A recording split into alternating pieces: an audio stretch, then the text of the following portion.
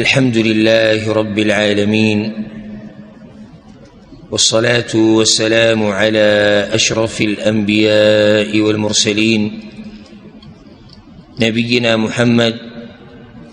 وعلى آله وصحبه أجمعين. أما بعد، دا الله رب العزت بتوفيق سرا دا سوالات و جوابات دا مبارك سلسلة چه پدې کې من دا سوالونو جوابات کول چې هغه موږ ته درونو او د خویندو طرف نه را رسېدلي، او نن د الله په توفیق سره 193 نمبر نشست او ناسته ده. په دې کې اولنی سوال دا یو ورور کړی دی چې په حرام مال باندې حج کول څنګه دي. جواب د دې مسئلې هغه د یاد ساتئ چې حج یو لوی عبادت دی، بلکې د اسلام په ارکانو کې یو رکن دی، او دا داسې عبادت دی. بعض عبادت هغه چې هغه صرف مالی، صرف مال پکې لګي، په بعضو کې صرف بدن لګي، په بعضو کې مال او بدن دواړه لګي. او په دې عبادت کې مال او بدن دواړه لګي په حج کې، نو بدن بم ستړی کې او مال به هم لګي. او الله رب العزت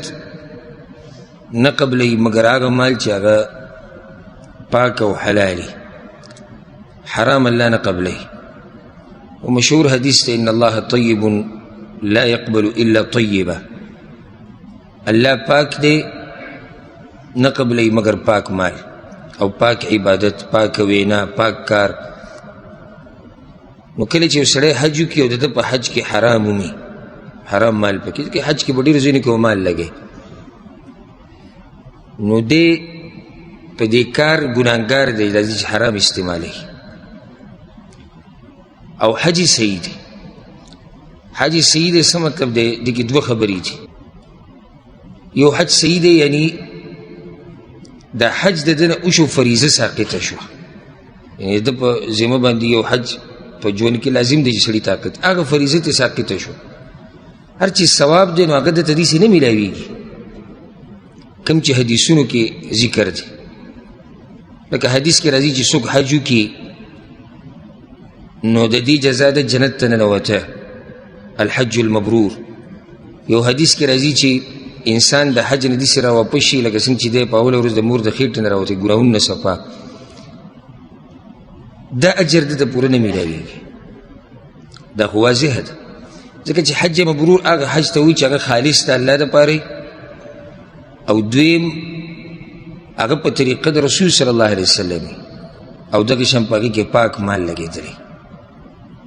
یو سړی حج وکړي په حرامو باندې، حرام مال پکې لګي، یو سړی پکې پاک او حلال مال لګي، دواړو ته د یو شان اجر میلاوي. دا خو ماشوم دا خبره نه مني. صرف دا وشو چې د ده نه فریضه هغه ساقطه شو، بس نور ده ته ثواب داسې نه میلاوي، لکه څنګه چې ثواب هغه چا ته میلاویږي چې هغه صحیح حج وکړي په حلال مال باندې. هر چې یو حدیث خلک ذکر کوي، بعض مولیان هم ذکر کوي، په هغې کې دا دي چې څوک چې په حرام باندې حج وکړي، په حرام مال باندې، او دی الله ته وایي چې لبیک اللهم لبیک، نو الله ورته وایي چې لا لبیک ولا سعدیک وحجک مردود علیک، یعنی نه ستا د تلبیه قبوله ده، ستا د حج مردود دی، واپس کېږي په تا باندې. نو دغه حدیث نه دی ثابت. په صحیح سند سره داسې حدیث نه ثابت چې په هغې کې دی چې د ده حج بلکل نه قبلیږي. حج قبول شو معنی دا چې فریضه ترې ساقطه شو، خو ثواب هغه داسې نه دی لکه څنګه چې یو مؤمن ته د صحیح حج چې په پاک مال باندې کړی هغه ثواب چې میلاوي. یو سوال یو زنانه کړی دی، او هغه دا سوال دی چې وایي ما د تره د زوی سره واده کړی، او د هغه نه یو لور هم پیدا شوی دی چې هغه معذوره ده. وروسته پته ولګېده چې په ده باندې، په دې کس باندې، په دې هلک باندې چپې راځي، ذهني برابر نه دی پوره، کله نه کله د لیونتوب چپې پرې راځي. سوال دا دی چې دا د ده نه د خپله نکاح ختمولی شي او که نه فسخ د نکاح کولی شي او که نه او که چېرته دوی جدا کړی شي نو د جنۍ د چا په حق کې رسي الجواب که چېرته واده کې داسې عیب راوځي په هلک کې یا په جنۍ کې چې هغه پټ کړی شوی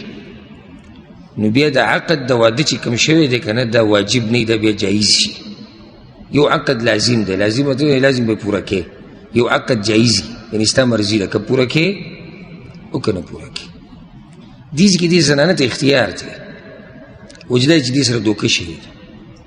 دې ته دا خبره نه ده بیان کړې چې په دې هلک کې دا عیب شتي نو موږ وایو چې عقد مات نه شو خو دا اوس عقد جایز دی که چېرته دا زنانه صبر کول غواړي او صبر کولی شي او د ده سره ګزاره کولی شي دا یې خپله مرضي ده او که دا وایي چې نه زما د ده سره ژوند نه تېرېږي او زه صبر نشم کولی نو د دې حق دی چې دا خپله خبره قاضي ته د علاقې مشر ته هغه ته اوچته کړي او هغه د دې د نکاح چې دی هغه فسخ کړي ختم یې کړي وجه دا دی چې یو دا خبره یاده کوي ګوره د پښتنو په خوله باندې یو خبره ډېره اورېدی کېږي ما اورېدلې ده وایي هلک څه خبره نه ده خو چې جنۍ کې عیب نه وي تاسو نه ده اورېدلې چېرته هلک څه خبره نه ده خو چې جنۍ سوال دا دی چې دا جنۍ هم د الله مخلوق دی که نه نه دی د الله مخلوق او د دې هم حق دی دا د واده هغه مقاصدو ته رسېده غواړي چې کوم د واده ګډ مقاصد دي نو دوی به هلک کې که هر قسم عیب دی څه خبره نه ده چې جنۍ کې عیب نه وي او مور به ګرځي هلک له وي هلک له داسې جنۍ ګورم لکه دا بلب او زوی ته به نه ګوري چې هغه به کوم حال کې که هغه دیني حال وګوري او که د هغه بدني وګوري هغه عقلي علمي لحاظ سره نو د الله نه یره پکار ده څنګه چې حق د نارینه دی چې دی د واده نه خوند والي دغه شان حق د زنانه دی چې دا د واده نه هغه خوند والي او هغه ثمره او هغه فایده دې ته میلاو شي چې کوم په واده کې زنانه واده کې څه دي چې دې ته امن میلاو شي د اوچت لاندې رزق ورته میلاویږي بچي ول الله ورکړي د مینې محبت ژوند د خاوند سره جنسي چې کوم د دې رغبت دی هغه پوره شي دا د زنانه حق دی داسې څاروی نه دی چې موږ یې کور ته راوړو موږ به تړلی څنګه چې د دې نارینه حقونه دي الله وایي داسې د زنانه هم دي د قرآن کې دا خبره اگر که د سړي حق وي لږ اوچت دی بیا دا ماشومه چې ده دا د هغه وخته پورې چې څو پورې یعنی دا هوښیاره شوي نه او سن التمیز ته نه رسېدلي دا د مور حق دی چې د هغې سره اوسېږي ځکه چې دغه عمر پورې د دې ساتنه بل څوک داسې نشي کولی لکه څنګه چې مور کوي الا دا که دا بل چاته ودیږي او حدیث کې راځي امام ابو داود رحمه الله راوړی دی او پر رسول صلی الله علیه وسلم پسې کله زنانه رالاږي وویې یا رسول الله دا زما زوی دی دی زما نه پیدا شوی دی ما ساتلی دی او پلار یې وایي چې نه زما نه یې راکاږي یاره ماشوم نو رسول صلی الله علیه وسلم ورته وایي انت احق به ما لم تنکحي ته د دې بچي ډېره حقدارې تر څو چې تا بله نکاح نه یې کړي یعنې که بله نکاح کوې نو بیا نه بیا واپس کړه او چې بله نکاح لا نه کړي او ماشوم له وړوکی که ماشومه وړی نو بیا مور ډېره حقداره ده چې دا بچی هغه ځان سره وساتي والله اعلم ها دا ورو سوال کړی دی ډېر ناشنا سوال دی و یو سړی راولګېد خپلې ښځې له طلاق ورکو او د هغې څه داسې د طلاق داسې معقوله او شرعي وجه نه وه د طلاق معقوله او شرعي وجه هغه نه یعنی بس یې طلاق ورکړو. نو بیا جرګه کېناسته، نو جرګې دا فیصله وکړه چې دی به دومره دومره مال یې ښځې له ورکوي، ځکه یې زیاتې یې کړې طلاق یې ورکړي دي بې وجې. نو آیا زنانه دپاره دا مال حلال دی او که نه؟ ګوره دې ته په عربۍ کې وایي الطلاق التعسفي. دا طلاق چې کوم د سړي نه واقع کېږي د دې صحیح معقول وجه نه شرعي څه وجه نه، نو دا مکروه دی، ښه کار نه دی. او قرآن کې الله وایي فإن أطعنکم فلا تبغوا علیهن سبیلا، که دا ښځې ستاسو خبره مني او ستاسو تابعداري، نو بیا لار د جدایي مه لټوئ، بیا څه له طلاق ورکې. بلکې بعضو علماو دا ویلي دي وي دا کار حرام دی، دا بعضو فتوا نور تحقیقي قول هم دی چې دا کار مکروه دی، یعنې ښه کار نه دی. او بعضو ته حرام ویلي ځکه چې د ښځې ته نقصان ورسوي. خو که حرام ورته هم ووایې که نه، نو شریعت کې داسې دلیل نشته په دې خبره چې څوک بې وجې طلاق ورکړي نو هغه به جرمانه ورکوي. دا جرګې هسې د خپل جیب نه فیصله کړې ده. ګوره جرګه کې چې کوم خلک کیني که نه دا علما نه یي. ګورئ دوی له پکار دی چې د دین طرف ته او د دین مسلې نه چیړي. جوړ جاړی دی دا مشران کوي، دا ښه طریقه ده جوړ جاړی، زه خیر ته ګزاره وکړه زه خیر درته، خو فیصله نو د مسلمانانو فیصلې هغه په کتاب او په سنت قرآن او حدیث باندې کې فیصله دین دی. نو که چېرته داسې چې موږ فیصله کوو یو حکم اورو، نو بیا به هغه څوک اورئ چې هغه صحیح په قرآن او حدیث باندې پوه وي. دا بیا د دې کار نه چې دا سپین ګیری، زمون هم سپین ګیری هم دی، قدرمن هم دی، مخوریز هم دی، هر څه دی، خو حدود دي، پولې دي. ستا سپینه ګیره، ستا کم قدر چې دی، کم عزت چې ستا دی، کم مقام چې دی، هغه ستا دپاره په دین کې بغیر د دلیل نه خبرې نه روا کوي چې زه خیر د سپینه ګیرې دی چې څه د زړه کې راځي هغه وایه. نه، دا کار بې دلیله دی، غیر شرعي دی چې په یو سړي باندې جرمانه ولګې په دې څه کې چې الله او د الله رسول به جرمانه نه لګولی. او دا شریعت کې یو قانون دی وي الجواز ینافي الضمان، چې یو شي کې جواز یو سړي ته میلاو شي، یو کار د هغه دپاره روا دی، نو دی بیا ته ذمه ورکولی نه شي، په ده جرماني نه شي ایښودی. دې سړي له طاقت د طلاق ورکولو نه ورکولو دا چا ورکړی دی؟ د الله ورکړی. صحیح ده موږ وایو چې دا کار غلط وکړو. غلط دا چې وجه نه تا طلاق ورکو نه به دې ورکولی، سړی ورته خبره دوه واورئ، نصیحت ورته وکړي، مناسب نه و، خو په دې جرماني یې ښوده، دا غلطه طریقه ده. زنانه چې طلاق کړی شي که نه، چې طلاق کړی شي د دې مهر هغه به دې ته میلاویږي، دا دې حق دی. او که طلاق رجعي یعنی اولنی او دویم طلاق دی، نو د عدت د ورځې دا به د خاوند په کور کې تېروي، دی بل حق دی. او په دې باندې خرچه کول په دغه ورځو کې دا هم په خاوند حق دی. د دې نه علاوه د زنانه حق نشته. نو دا د جرماني د پیسې چې ایښودی شوي دي که نه، دا زیاتې دی او د دې ښځې دپاره نه دي حلال. حدیث کې راځي لا یحل مال امرئ مسلم الا بطیب نفس من، د یو مسلمان مال د بل دپاره نه دی حلال مګر دا چې د هغه نفس پې رضایي یا پې خوشحالي، هغه مال حلال. حضور به یو سړي جرمانه کېده، نو زنانه له پکار دی چې دا مال دې سړي ته واپس کړي. او موږ بیا هم دا وایو، دا موږ نه دی ویلي چې دې سړي ښه کار کړی دی، بې وجې طلاق ورکول چې معقول وجه نه وي شرعي وجه نه وي نو دا ښه طریقه نه ده غلطه طریقه ده خو دومره ده چې موږ پرې د ځان نه جرمانې هغه نشو لګولی او عرش والا پرې جرمانه نه ده لګولی دا بل سوال یې ورور کړی دی او دا ما ته ښکاري دریم سوال دی چې د نکاح سره تعلق ساتي دا مسلې مسایل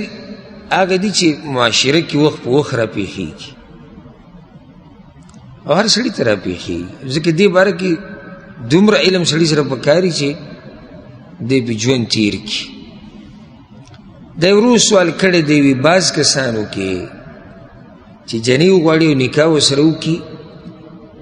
دوه قسمه کارونه وي نن سبا عام شوي دي چې شریعت په نظر کې به دا څنګه یو د دې جنۍ سره رابطې او د جنۍ د هلک سره رابطې یعنې جنۍ غوښتل شوې ده نکاح شوې ده خو لا رخصت شوې نه ده موږ ته رخصتي وایو که نه رخصت شوې نه ده پلار په کور کې نو دی ورسره رابطې کوي او هغه ورسره هم رابطې کوي یو ده دوی د هلک هلته ځي راځي او په مخه هلته ناست او څه کوي او دلته ټلی او ورلی او راووتو چې دا به صحیح او که نه به یې صحیح جواب اول د دې رابطو دا مسله حل کوو بیا دې بل نه راشو ما د بعضو مولیانو فتوی واورېدې خو ډېر عجیبه فتوی ورکړي لکه څوک وایي لګیا اوسه ورسره ستا ښځه ده تا دې څوک منع کولی شي یو فتوا ما داسې واورېد یو وایي موبایل پیدا کو ځان لم او هغې لم او لګیا اوسه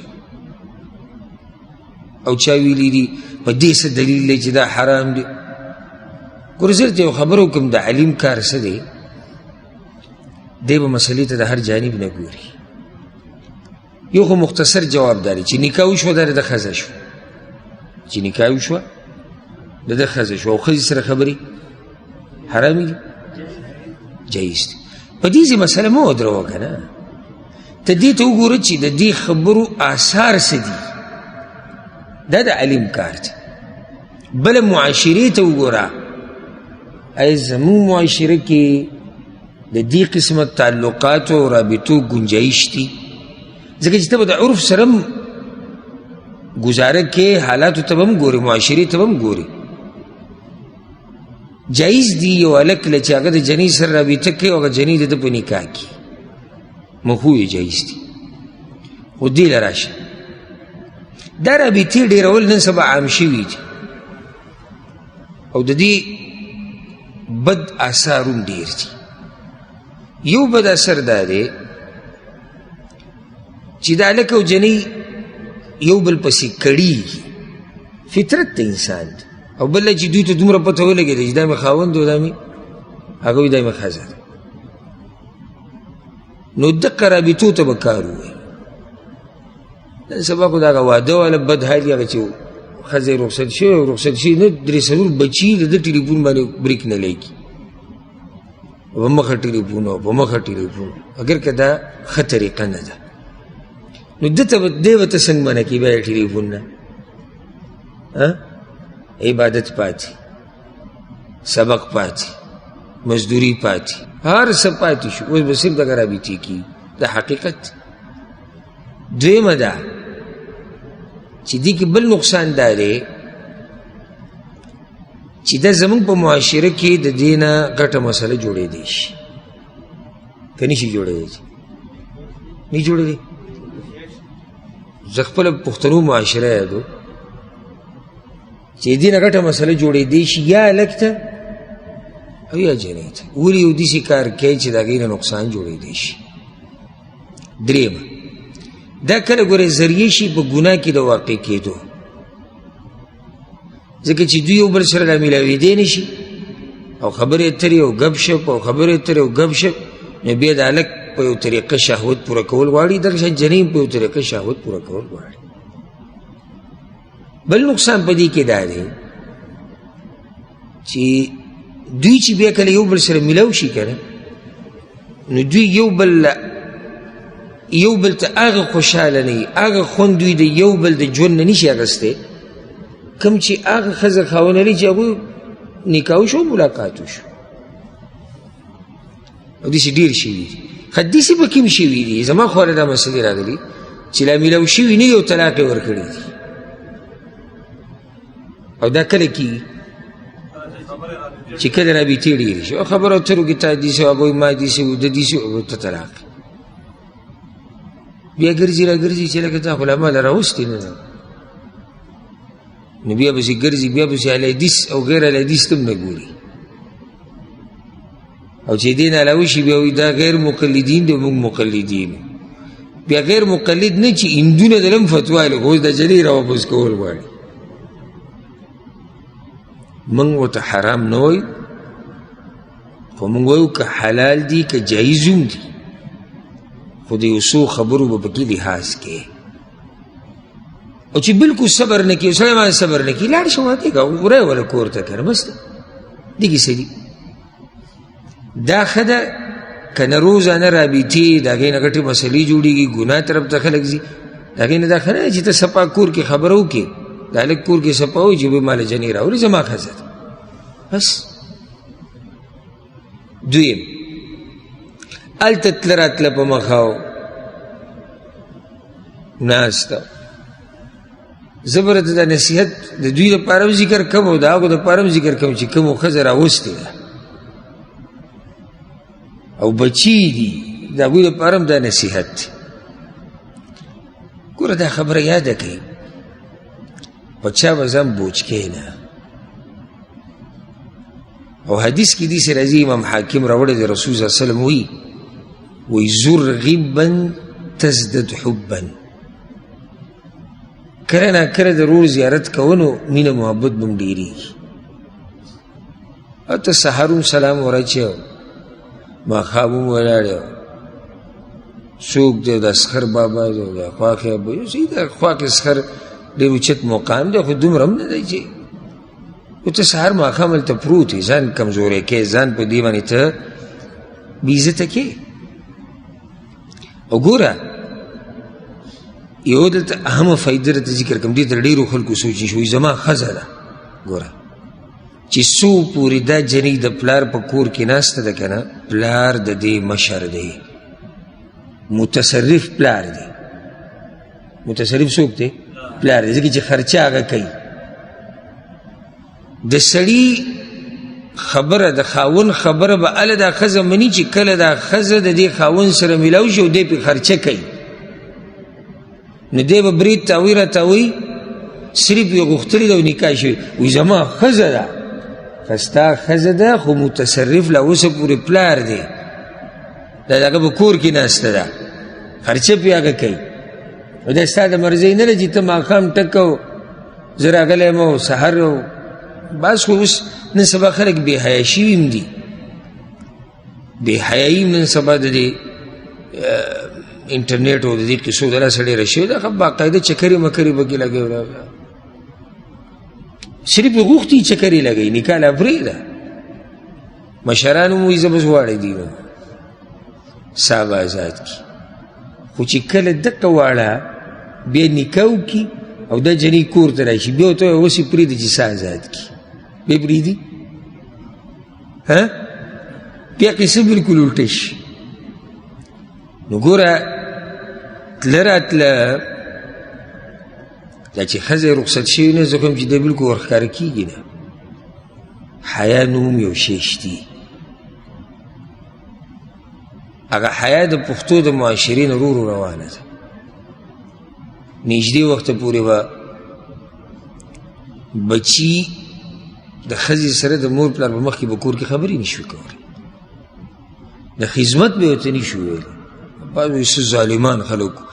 د ظلم خبره نه ده حیا وه اوس هم چې چا کې حیا شتي که نه د سړی که د ډېر لکه دغه خبره ده چې کله سړی محسوسه کړي چې زما نه پلار ناست دی مور ناسته زه ښځې سره ګپ شپ او چېرته تللی وي او دا کپړې د پورې خوند کوي او دا داسې له حیا ورسي بلکې داسې حیانه خلک پکې شتي چې د پلار په مخ کې مور په مخ کې په ویښتو کې منګز نشي والی چې اوس به دا مشران وایي چې راځې څه کیسې کوي زموږ په مخ کې نن سبا خو اکثرو دا حال ته چې وګورو پلار یې اوبو له پاسې دی ورته یو ګیلاس ورسره مال هم راواله مور پاسي اوبوله لور ورته اواز وکړي یو ګیلاس ورسره مالم راوړه دی ورته هم خوشحاله وي دا وي زما نازبي زوی دی او دغه نازبینه لور ته نو حیا اوس یو سړي لاجني رخصت شوي نه راته ورماتي که رخصت هم شي نو بیا هم د رابطې څه دي اصولي د تګ راتګ اصولي دا نه چې په مخ هلته ناستي خپل عزت مه خرابوه سړی ځان لږ درون کړي په ښځو باندې ټول مین دي هر سړی په خپله ښځه مین دي خو هغې کې څوک خپل عزت نه خرابوي چې خواښې وي نو هسې د یو نوم دا خوله چینګه شي خواښې د نوم ورته والی هسې ټکه بس د خوله چینګه خندا شي سخر چې وي دومره خدمت به دی د خپل مور پلار نه کوي نه نو بس شریعت نه دی ویلي چې خواښې سخر لکه د مور پلار دي نو ته لکه د مور پلار پورې نښتی او هغه چې کوم د مور پلار دي د هغوی سره به څه کوې زه حق کمی نه بیانوم د خواښې سخر اوس دا بیانوم چې خپل عزت خرابول نه دي پکار او حدیث کې دا راځي ګوره د خلکو محبت هم ګټل پکار دي او د خلکو محبت هله ګټلی کېږي که نه چې کله ته په اصولو کې چلیږي دا چې ډېر ځي راځي دی بیا په خلکو باندې څه شي بوشي خو مزه به دا کوي چې ته د سخر بابا کره دننه ناشي او هغوی اخوا کبره کې وایي چې یاره دغه جاښه بیا راله او ته خوشحاله چې جوس یې راوویستو او چای یې راوړو او ته خبر نه چې دننه خواښې کله جوس جوړول نو وي دغه جاښۍ له ورسره یو ګیلاس وباسه ګناه ورته نشته ګناه ورته نشته ته هلته پروت یې خپل عزت یې خراب د خلکو محبت وګټه محبت د خلکو ګټلی کېږي په دې چې ته اصولو کې دننه یې او رسول صلی الله علیه وسلم سهل بن سعد ته ویلي و حدیث کې راځي امام ابن ماجه راوړی هغه ته ای د الله پیغمبره ما ته یو داسې عمل وښایه که نه چې الله را سره محبت وکړي او خلک هم وکړي ګوره زموږ دوه محبتونه پکار دي موږ دا غواړو چې الله را سره محبت وکړي او مخلوق را سره وکړي رسول صلی الله علیه وسلم ورته ډېره مختصر خبره وکړه وی دنیا نه بې رغبته شه دنیا کې بې رغبته شه الله د سره محبت کړي او د خلکو په لاس کې چې څه دي د دې کې بې رغبته شه خلک د سره محبت کوي معنی دا چې د خلکو محبت ګټل دې شریعت موږ منع کړي نه بلکې شریعت وی ګټه هغه حدیث خو تاسو ته یاد دی چې یو پیر جنازه تېرېده رسول صلی الله علیه وسلم په مخ کې او څه کسان وله صفت وکړو رسول صلی الله علیه وسلم څه وویل وجبت د دې دپاره جنت څه شو واجب شو ولې جنت واجب شو ځکه چې خلکو د ده صفت وکړو او خلک به ستا صفت کله کوي چې تا سره محبت کوي او محبت به تا سره هله کوي چې کله ستا هر څه صحیح نه چې کله ستا تګ راتګ تعلقات هغه په اصولو کې دننه وي نو لږه څه وکړئ لږه ګزاره وکړئ او عزت مطلوب دی شریعت موږ ته ویلي چې د خپل د ذات عزت د مال عزت د بچو عزت د ښځې عزت د دین عزت د دې هر څه به خیال ساتي دنیا کې اهم شی اهم نه اهم شی هغه موږ سره عزت دی چې عزت دی یو سړي لا نو د سره پاتې څه شو الله رب العزت موږ دنیا او آخرت کې عزتمن لري د یو روز سوال کړی دی وایي زه په یو ملک کې د کافرانو په یو ملک کې په قصبخانه کې کار کوم چې څاروي پکې حلالوي او هغوی دا څاروي په غیر شرعي طریقې سره حلالوي نو ما له هلته کار روا دی او که ناروا دی جواب ګوره په منګه واجب دي چې یو ناروا کار وینو هغه منع کو د وس مطابق د څه مطابق وس که د لاس وس رسي په لاس که د لاس وس نه رسي په ژبه که د ژبې وس نه رسي په زړه کې دا کار بد ګڼل او زه یې پرېښود الله قرآن کې وتعاونوا على البر والتقوى ولا تعاونوا على الاثم والعدوان. د نیکۍ په کارونو کې د یو بل مرسته کوئ، خو د ګناه په کار کې به د یو بل مرسته نه کوئ. نو ډېر ورته موږ دا وایو چې ستا دغه ځای کې کار ناروا دی. ولې ناروا دی؟ د الله نافرماني کېږي او ته پکې مرسته کوې. او دا خبره یاده کوي، ګوره په غیر شرعي طریقې سره چې څاروی ذبح شي که نه، په ده کې او په مرداره کې فرق نشته. رسول صلی الله علیه وسلم دا خبره کړې وي ان الله ورسوله حرم بيع الخمر والميت والخنزير والاصنام. الله حرام کړي په تاسو باندې خرڅول د شرابو، خرڅول د مرداري، خرڅول د خنزیر، خرڅول د بوتانو. دا مرداره ده. څاروی یوازې مردار هغه نه دی چې په خپل مرګ مړ شو ساتي وتی، یو هغه مردار دی چې په غیر شرعي طریقې سره حلال کړی شوی دی. نو دې ورور ته موږ دا وایو چې ستا د دوی سره کار دا څه دی؟ دا حرام دی. کاغه دی خرڅوي، کاغه دی اخلي، کاغه دی حلالوي، کاغه دی مشین ته ولاړی، کار څه خو د ده پکې تعاون شتي په دې ناروا کار کې. نو ځکه دله دلته کار ناروا دی. دا یو ورور سوال کړی دی او دا فایدهمند سوال دی ډېر. و یو ښځه ده چې هغه بالغه ده، پیغله ده، او یو ړوند سړی په لاره ولاړي، دی د یو طرف نه بل طرف ته وړېده غواړي او نور څوک نه وي. دا ښځه داسې پردی سړی د یو طرف نه بل طرف ته اړولی شي او که نه؟ جواب: یو دا خبره خو اول یاده کړئ د وضاحت نه مخکې. یو کس صفت کو ما ته د یورپ د ملکونو، هلته وي انسانیت دی. ما ته انسانیت څه ته وي؟ چې هغه انسانیت تا ته په مسلمانانو کې نه میلاویږي. د آخر کم انسانیت دی؟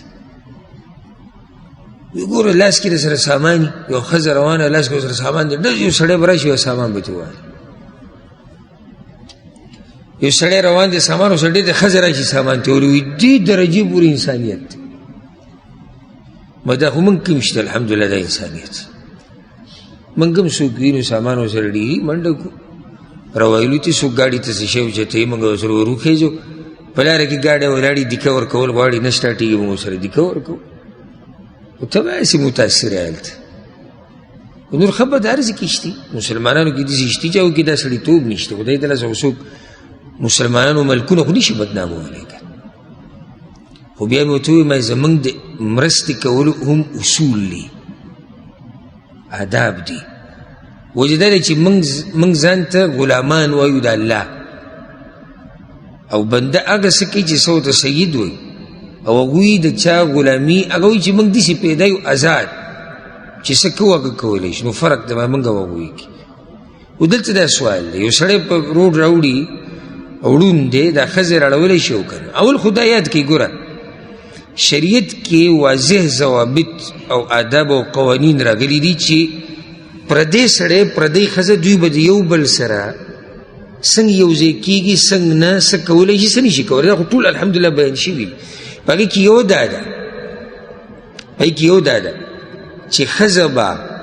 د یو اجنبي سړي سره بې ضرورته خبرې نه کوي، پردي سړي سره. دغه شان دا پکې هم ده چې یو ښځه پردی ده، ته په محارمو کې نه، د هغې سره ته لاس میلاولی شي؟ نشي میلاولی. رسول صلی الله علیه وسلم حدیث کې امام طبراني راوړی چې تاسو کې د یو چا سر باندې ګزار ورکړی شي په وسپنې سره، نو دا وله ښه ده د دې نه چې دی د پردۍ زنانه لاس مسه کړي. ګزار ښه دی، ځکه چې ګزار موږ له کم نقصان راکوي؟ ګزار موږ له صرف بدني نقصان راکوي، خو د زنانه سره لاس، پردۍ زنانه سره لاس میلاول موږ له دیني نقصان راکوي، او دیني نقصان غټ دی د دنیوي نه. بله مسله، ستا څه خیال دی چې الله ته پکې فایده ده؟ لکه الله ما ته وایي ته پردۍ زنانه سره لاس مه میلاوه، تا ته وایي پردۍ زنانه سره لاس میلاوه، زنانه ته وایي پردي سړي سره لاس مه میلاوه، الله ته پکې فایده ده.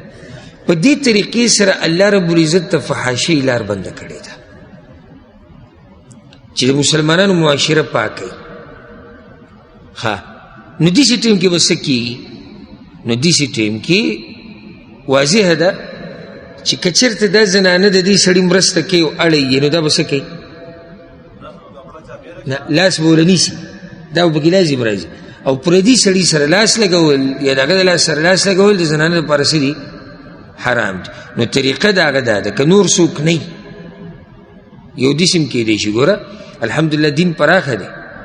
خو چې چا دین سره نه لګي دی هسې دی دین ته په دې نظر ګوري چې دا په موږ باندې سختي جوړه کړې. دا زنانه داسې هم کولی شي چې بل چا ته ووایي چې دا سړی واړه یې شي کولی. یو چا ته اواز وکړي پلانیه ته راشه، یو دوکان ته ورشي یو کس ته اواز وکړي، دا انسانیت دی که نه دی انسانیت؟ دا داسې هم کولی. موږ به داسې ووایو ځه داسې فرض کړي چې د سره څوک شتي نه، نو بیا داسې کېدی شي لکه اوس زنانه سره خپل پرس دی بټوا چې کوم هغه غاړې ته اچي د دې یو طرف ته یې دله په لاس کې ورکړي، یو طرف هغې سره لاس کې دا غواړي. بل څه شی دی لکه څنګه چې ورور وایي کپړه ده هغه یې نیولې ده یا امسا ده چوکه ده څه شی ده. الحمدلله لارې پراخه دي او څوک چې د شریعت ته حدود و خیال ساتي که نه هغه په هره طریقه ساتلی شي، او چې څوک یې نه ساتي که نه دله الله توفیق نه ورکوي. دا خبره یاده کړي. هېڅ هغه سړي ته مشکل نشته په دیندارۍ کې چې څوک د زړه نه دینداري کول غواړي. الحمدلله ګوره د خور سره لاس میلاولی شي که نه شي؟ میلاولی شي. مور سره میلاولی شي، ترور سره میلاولی شي، لور سره میلاولی شي، نیا سره میلاولی شي، خپلې ښځې سره. نو نور ته څه غواړي؟ اوس ته لاس دومره اوږدی چې د ګاونډي ښځه، د تره د زوی ښځه، د تره لور، د ماما لور، هغو ته زیاتې کې. شریعت خو په تا باندې څه راتنګ کړي نه دي. کمې زنانه چې ضروري دي د هغوی سره رابطې او هغه ستا مخې ته دي، یا ته پیدا یا تا نه پیدا دي، شریعت تا له اجازت در کړی دی، ستا دپاره یې روا کړي دي ته د هغوی سره لاس میلاوه، هغه تا سره لاس میلاولی شي. پردي ته ضرورت نشتی. بعض ځایونه هغه ښکاره کولی شي لکه لاس، پې، مرۍ، مخ، صحیح ده که په دې ګزاره نه کېږي. دغه زنانو سره زموږ د ناستې ضرورت دی او الحمدلله الله لار کولاو کړې ده. کوم ځای کې چې شریعت پابندي لګولې ده هلته زموږ ضرورت نشتی. لکه زما ته څه ضرورت دی چې د تره د لور سره کښېنم ګپ لګوم؟ تاسو ما ته ووایئ نقصان دی، فایده پرېږده. د الله رب العزت په هر کار کې حکمت دی، دې کې نقصان دی. نقصان دا دی چې نن ګپ دی سبا له به دا د یو بل خبرې ته واوړي، بروز به برې ته واوړي، به په زنا کې په حرامو کې واقع شي. عزت لاړ د دې کورم د هغه کورم، هر څه دړې وړې شو، دنیا او آخرت یې خپل تباه کړو. نو الحمدلله دا بعض چې ووایي یوروپ په ملکونو کې انسانیت دی، ته راشه وایه زموږ دین وګوره چې تا ته پته ولګي چې رحمدلي څه ته وایي، شفقت څه ته وایي، مهرباني څه ته وایي، انسانیت څه ته وایي، سړیتوب څه ته وایي. او د دین کتلی نه دی او بس هلته ورشي هسې هم بېدینی یا د دین سره هسې هم نه لګي، یو بس بیا معمولي خبره یې راټینګه کړي. دا یو ورور سوال کړی دی، وایي په موبایل باندې دا هم د نکاح په باره کې سوال دی. څویم سوال شو نکاح باره کې؟ څلورم چې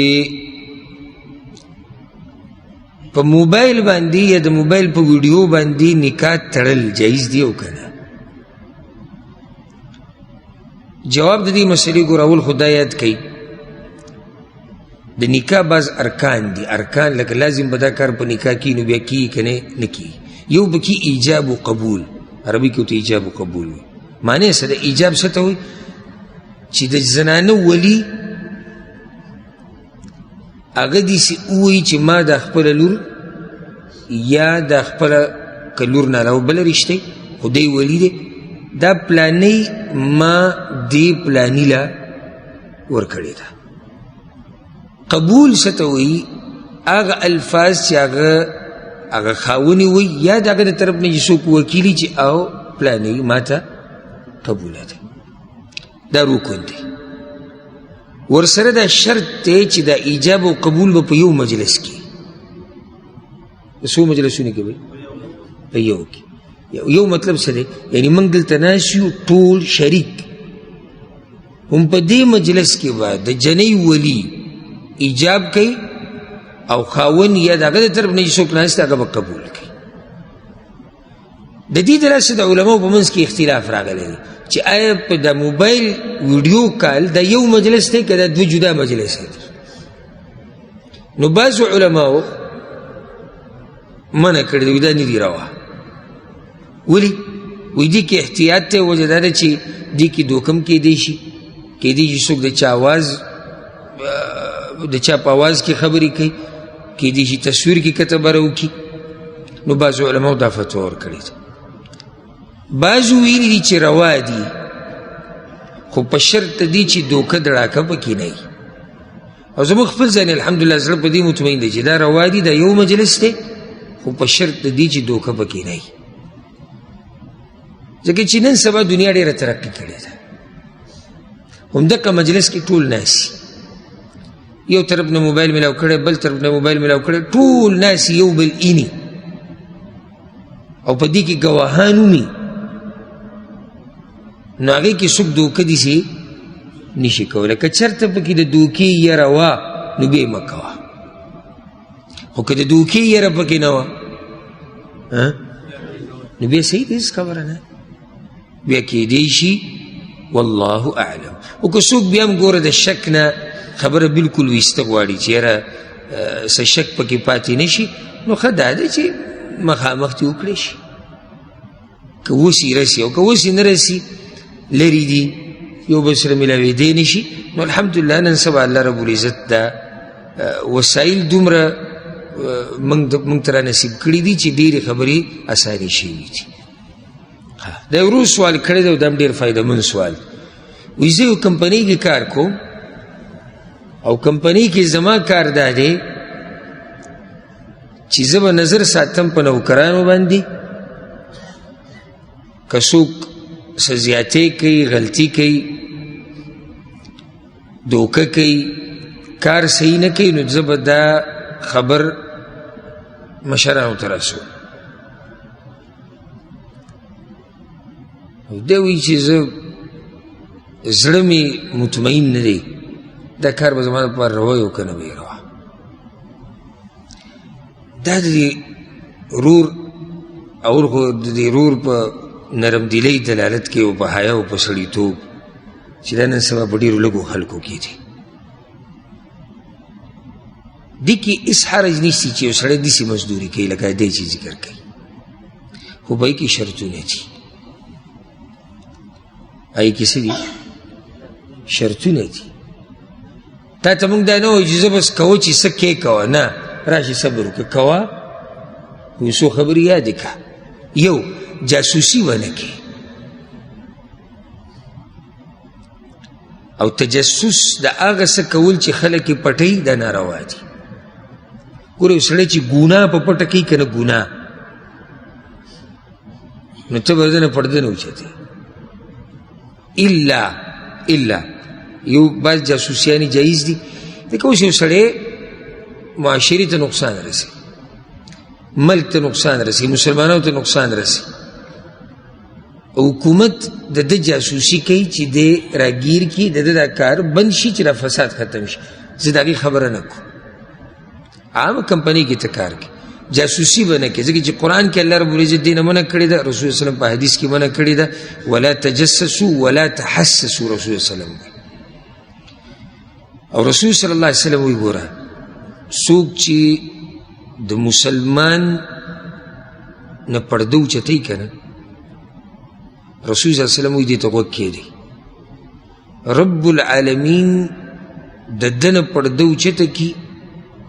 یفضحه ولو فی جوف رحله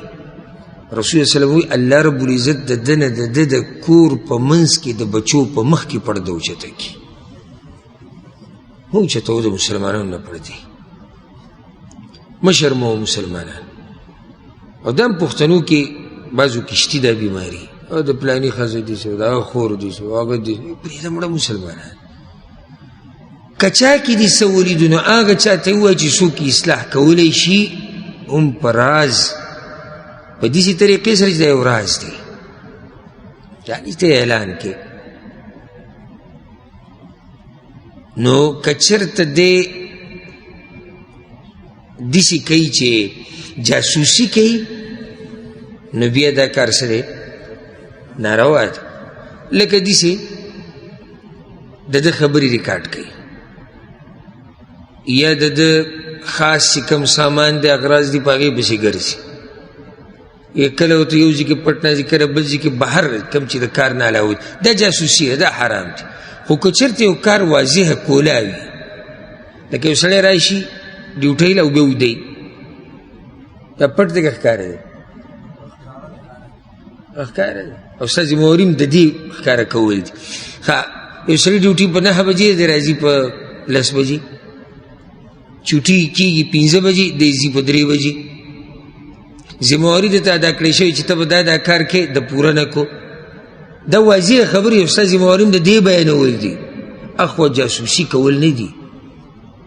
نو دا مشر ته رسولی شي خو ګوره یو خبره ته وکړم وروسته د نصیحت نه ګوره د الله د بندګانو سره بلکل سختي مه کوئ الله رب العزت په دې خپلو بندګانو ګوره ډېر مین دی ګزاره کوه او زه به ته یو حدیث ذکر کړم که زړه کې دي ایماني که نه وبه یېرېږي صحیح مسلم کی حدیث رسول صلی اللہ علیہ وسلم اللہم من ولی من امر امتی شیئا یا اللہ زما پا امت کی چی چاتم زما دا امت سمشرتیا ملاو شوا یعنی چی چاتم سمشرتیا زما دا امتیانو ملاو شوا فشق علیہم وغپی سختی جو رکڑا فشقق علی یا اللہ تو سر سختی جو رکا او فرفق به او یہ اسانتیا اکڑا نو یا اللہ تو سره سانتیا وکړه بلکل د الله د بندګان د مرۍ نه مه نیسه او ته وخوځېدې ښه او دا خو ته منټ یو منټ او بس په اول پیر سره او ډز او شکایت او چې بس سړي دا رزق په دې سره د رزق روان دی یو سړی ما ته وایي چې ته ما ته څه ته خیانت وکړه دا خو زما ذمهواري ده زه تا ته نه یم ته خیانت وکړه زه تا ته دا وایم چې دا خبره برې ته رسېدو نه مخکې ته په یو طریقه حل کا نشي کېدی کېدی شي تا بیا هم خپله ذمهواري سر ته ورسوله تا یو عیب ولیدو نقصان دې ولیدو هغه دې د هغې د ختمولو دې کوشش وکړو هغه ختم شو بس وشوکه ونه شوه خو که نه کېږي بیا ته خبر بر ورسو دا ستا ذمهواري ده او که ته خبر بیا نه رسې بیا ته خیانت کې بیا به در الله تپوس کې خو نه د الله د بندګانو سره اول ګزاره کوه اول ورته نصیحت کوه د هغې نه بعد خفه کېږو به نو یو خبره به زه حقیقت ذکر کړم بعضو خلکو ته هله سکون میلاویږي چې څو پورې چاته نقصان نه یې رسولی یعنې مثال که ته یو ځای کې کار کوې که نه او زه رالم نو بیا به د کوشش غټ دی چې اوس دا کوم سړی چې دلته دی چې دی زه په څه طریقه دي نه لرې کړم دنه چا تپوس نه یې کړی دا کار دلته څنګه ګوره موږ ډېر په ښه طریقه کوو موږ یې داسې کوو موږ یې د دوی نه ښه کوو تا ته و چا ویلي چې ته پکې دا ټکی ووایې چې موږ یې د دوی نه ښه کوو سپک ټکی دی رزق تقسیم دی د الله له طرف نه خوی درون ساته د دینداره مسلمان خوی هغه داسې چې دی موړي دی حیا کوي د الله نه او د مخلوق نه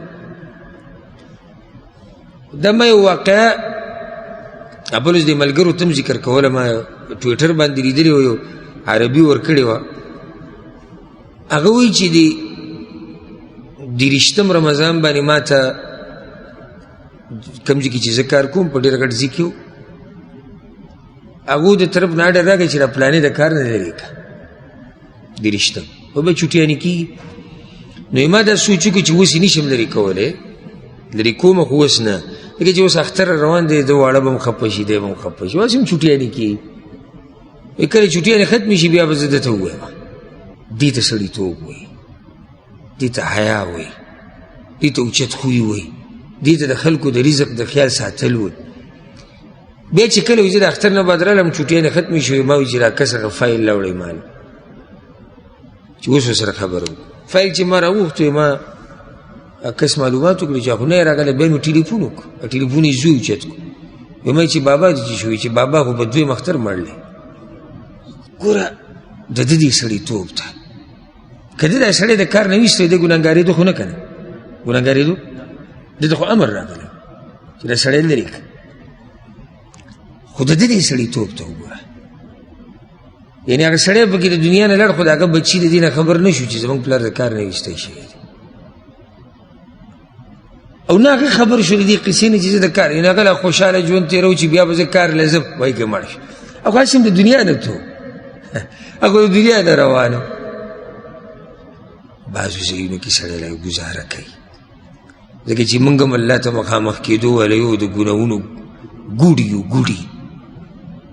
ډېرې غلطیانې موږ کړي دي او که ویلي یې ګزاره کوو چې تا سره ګزاره وکړي، سختي مه کوو ګنې تا سره به سختي وکړي. او دا حدیث خو راته یاد شو که نه چې چا سختي وکړه نو یا الله سختي ورسره وکړه. دا چا ته دعا کړې رسول الله صلی الله علیه وسلم. او یا الله چې چا نرمي وکړه نرمي ورسره وکړه، خلکو سره نرمیانې کوه. ته هېڅ خبر نه ګوره، کله نه کله ما او تا ته خو داسې ښکاري که نه چې دا سړی 1000 روپۍ تنخواه دی، ما او تا ته هېڅ نه دی. 1000 روپۍ تنخواه کېدای شي ما او تا ته هېڅ هم نه ښکاري، 500 روپۍ تنخواه کېدای شي ما او تا ته هېڅ هم نه ښکاري، کېدای شي ما او تا داسې په یو معمولي خبره باندې دیز نه لري قصه ورله ختمه کړو، خو ته دې نه خبر کېدای شي دقه 1000 روپو ته د الله نه بعد د ده ټوله کوړمه د ده مور پلار د ده ښځه بچي ټول دې ته ناست دي، د ده ژوند په دې روان دی. کوشش دا وکړه چې مسلمان له ترقي ورکړي الټې ختمې، او هسې د دغه پورې خبره یې زړه پورې، یعنې که ما ته څوک د دې کار ووایي دا کار روا دی، یعنې ما خو وایي چې خپل شروط دي او دا کار څه دی روا دی، او یاره بیا هم ګران کار دی. یعنې که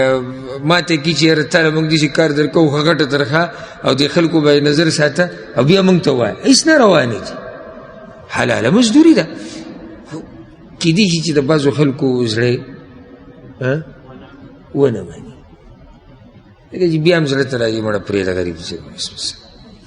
خو دا درته ووایم ما ګورې دا نه دي ویلي چې ته خیانت کوه، صرف مې خبره دې پورې وکړه چې ته اول دته نصیحت وکړه او خوشحالېږه مه